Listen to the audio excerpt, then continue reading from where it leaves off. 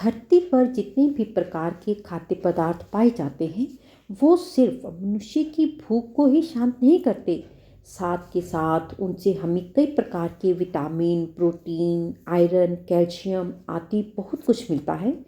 परमात्मा ने अनेक प्रकार की वनस्पति को धरती पर उगाया है। इनमें से कुछ खाद्य पदार्थ मीठे होते हैं तो कुछ कड़वे होते हैं।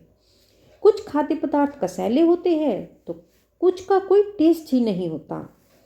परंतु हर एक खाद्य पदार्थ, चाहे वो मीठा हो, चाहे कड़वा हो, चाहे कसैला हो, चाहे पकपका हो, एक तो वो कई गुणों से भरपूर होते हैं। दूसरा, ये सारे के सारे गुण हमारे शरीर को बैलेंस करते हैं। परंतु फिर भी हम खाद्य पदार्थ सिर्फ और सिर्फ अपनी भूख के अनुसार और अपने टेस्ट के अनुसार खाते हैं। परंतु हम ये कभी भी नहीं सोचते कि जिन देवी देवताओं को हम भोग लगाते हैं, जिन देवी देवताओं को, परमात्मा को, भगवान जी का हम आह्वान करते हैं और वो जब हमारे घर आते हैं तो हम उनको किस चीज़ का भोग लगाते हैं, क्या वो चीज़ उनको पसंद भी है या नहीं पसंद, हम उनके लिए उनकी पसंद का क्या बनाएं, हम यह बात तो कभी सोचते ही नहीं। हम तो सिर्फ ये देखते हैं कि उसने अपने घर में कीर्तन में क्या बनवाया है। सत्संगी भी बहुत खुश होकर खा रहे हैं और आपस में बातें भी कर रहे हैं कि प्रसाद बड़ा स्वाद था। हम तो सिर्फ इसी से प्रेरित होकर जब अपने घर में सत्संग करते हैं या भगवान जी को भोग लगवाते हैं तो उन्हीं चीज़ों से प्रेरित होकर हम अपने घर में प्रसाद बनवाते हैं। परंतु क्या कभी हम में से किसी ने भी यह सोचा है कि जिन देवी देवताओं को हम भोग लगाते हैं, मंदिर जाकर प्रसाद चढ़ाते हैं या अपने घर में कीर्तन में हम अपने देवी देवताओं का जो आह्वान कर रहे हैं, उन्हें वह प्रसाद पसंद भी है या नहीं? ऐसा तो नहीं उन्हें ये चीज़ें पसंद ही ना हो। हम ये कभी भी नहीं सोचते कि जिन देवी देवताओं का, भगवान जी का, परमात्मा का हम अपने घर में आह्वान कर रहे हैं, प्रसाद चढ़ा रहे हैं, उन्हें क्या पसंद है।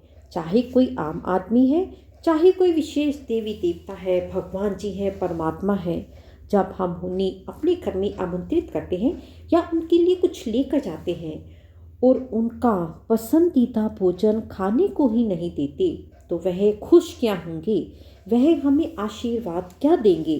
यदि हमें अपने देवी देवताओं से आशीर्वाद पाना है, उनको खुश करना है, तो हमें उन्हीं के पसंदीदा भोजन को उन्हें भोग भी लगवाना है, वह स्वयं भी वही भोजन सेवन करना है, उसी भोजन को ग्रहण करना है।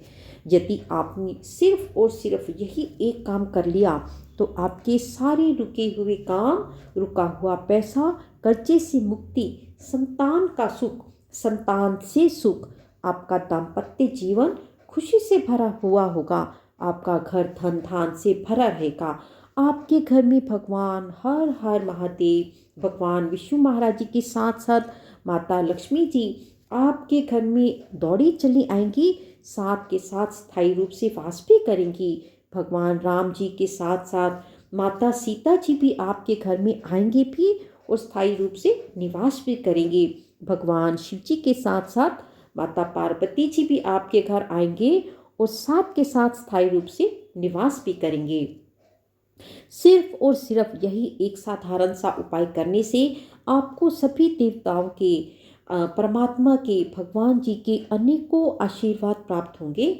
साथ के साथ आपका बृहस्पति ग्रह मजबूत होगा और जब बृहस्पति ग्रह मजबूत हो तो बाकी के सारे ग्रह जितने मर्जी खराब हों, आपका कोई कुछ नहीं बिगाड़ सकता। तो आपको करना क्या है?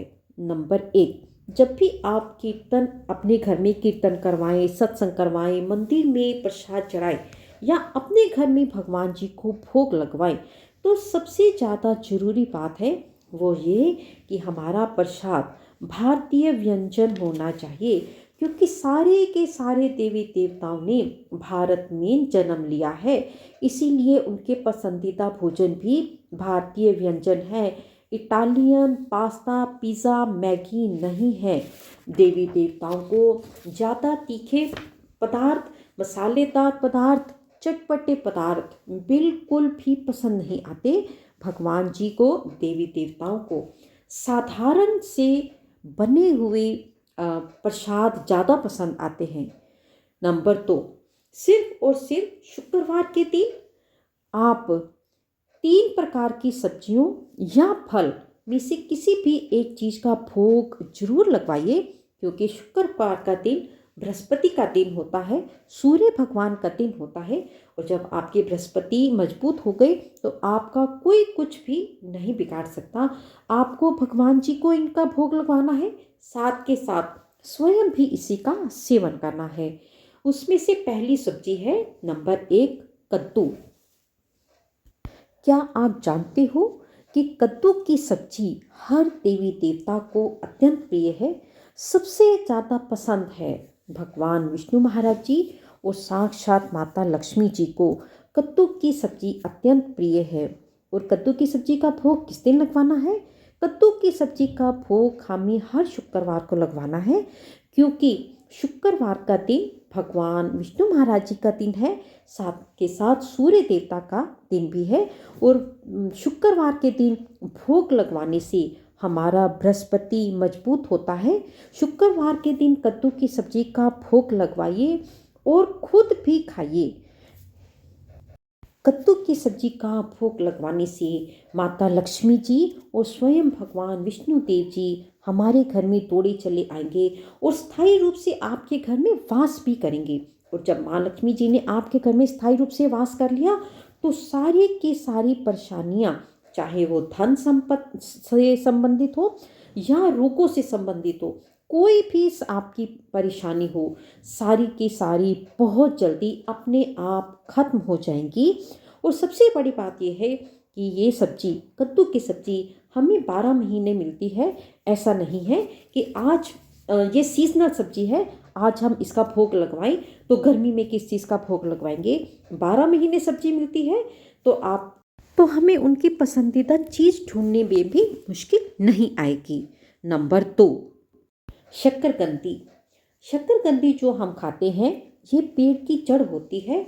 शास्त्रों के अनुसार, पुराणों के अनुसार, ग्रंथों के अनुसार ऐसा माना जाता है कि शक्करकंदी की जड़ में स्वयं भगवान विष्णु जी महाराज जी का वास होता है।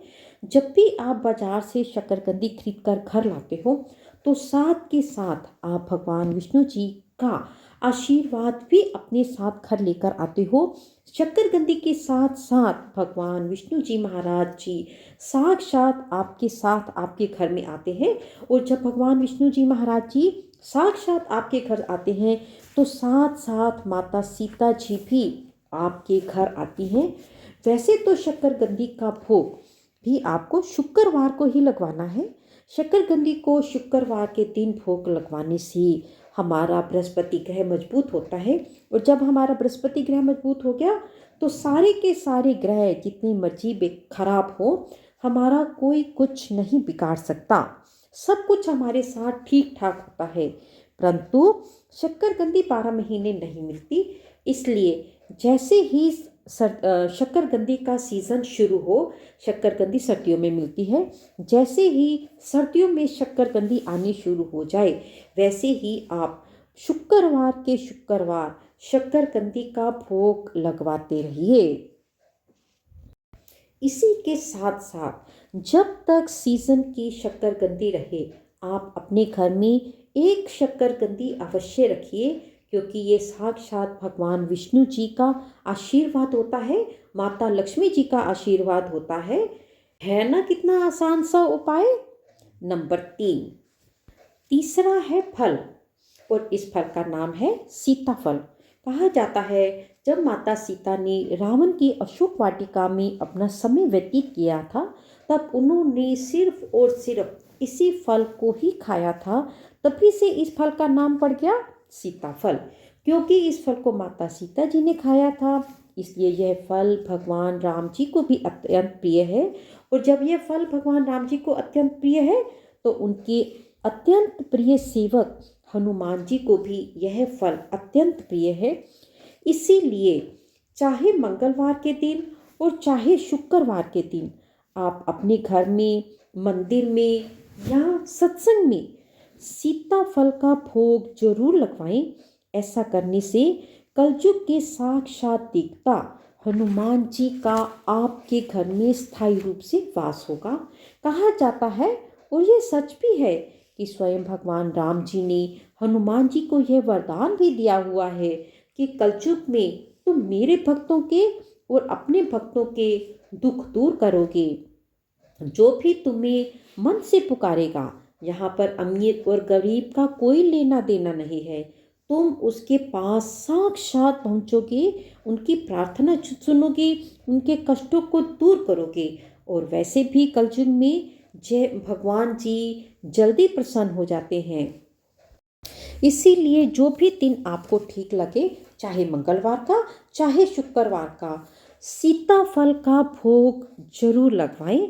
ऐसा करने से आपके घर में धन धान की कमी खत्म हो जाएगी, आपका घर धन धान से भरा रहेगा। और जब साक्षात माँ लक्ष्मी जी और सभी देव देवता आपके घर में आकर स्थायी रूप से वास करेंगे, तो सारे के सारे सुख आपके कदमों में होंगे और दुख आपसे कोसों दूर होंगे। कमेंट बॉक्स में जय मां लक्ष्मी लिखना बिल्कुल भी मत भूलिएगा। वीडियो को लाइक कीजिए, शेयर कीजिए, कमेंट्स कीजिए, चैनल को सब्सक्राइब कीजिए, साथ में बेल आइकन को भी प्रेस कर दीजिए। जल्दी ही मिलेंगे एक और वीडियो के साथ, कुछ नई जानकारी के साथ। तब तक के लिए नमस्कार, धन्यवाद।